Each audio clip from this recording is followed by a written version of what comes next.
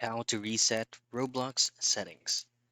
Now, in this video, I'm going to teach you or provide you a process on resetting your Roblox settings. Now, I'm going to be giving you the fast way or the quickest method possible for you to be able to reset your Roblox settings.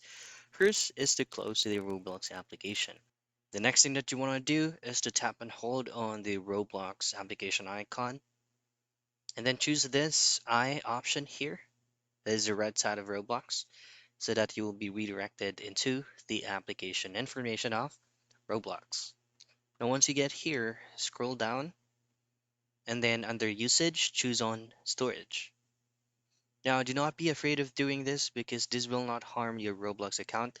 It will just reset the whole application and as well as the settings of that application.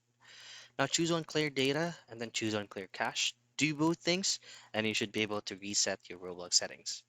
And that's it. That's how you reset Roblox settings.